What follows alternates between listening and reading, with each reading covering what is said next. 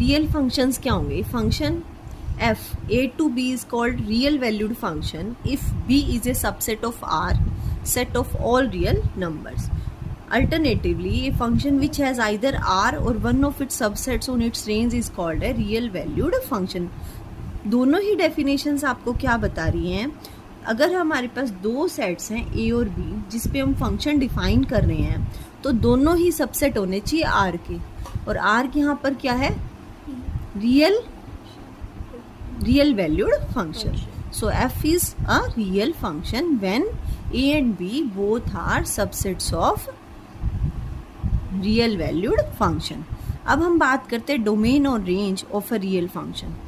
जब हमने ये बोल ही दिया कि a और b दोनों सबसेट होंगे रियल वैल्यू के, ठीक है ना, रियल नंबर्स के, तो domain of real function f(x) is also belongs to r. तो f(x) जो है वो भी r में होगा, x बिलोंग्स टू r है तो f(x) बिलोंग्स टू r होगा, यानी डोमेन भी रियल फंक्शंस होंगे और रेंज भी रियल वैल्यूज ही होंगी.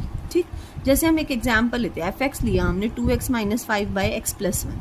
हम मानकर चल रहे हैं कि x जो है वो बिलोंग्स टू r है, यानी कोई भी रियल वैल्यू x हो सकती है.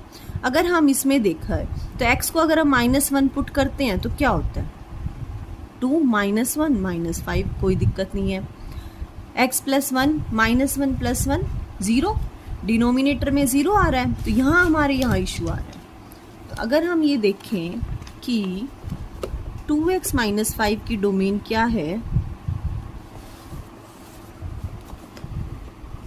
2x - 5/x + 1 था. अगर हम ये देखना चाहें कि x क्या क्या वैल्यू ले सकता है तो हमें सबसे पहले डिनोमिनेटर को इक्वल्स टू 0 रखना चाहिए, क्योंकि डिनोमिनेटर इक्वल है तो दिक्कत है. तो x + 1 को मैंने 0 रखा, तो यहाँ से x की वैल्यू आपकी -1 आ रही है, यानी अगर x -1 हुआ तो दिक्कत होगी. ठीक है ना.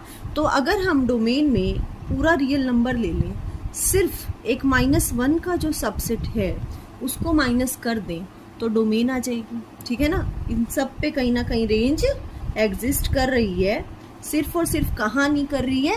-1 पे एग्जिस्ट नहीं कर रही है. तो यहाँ से हमें डोमेन मिल गई और रेंज क्या हो जाएगा? रेंज आपका होल रियल वैल्यूड फंक्शन हो जाएगा.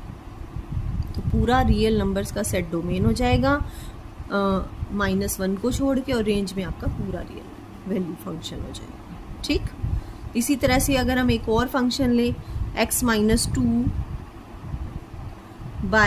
- 3. ठीक.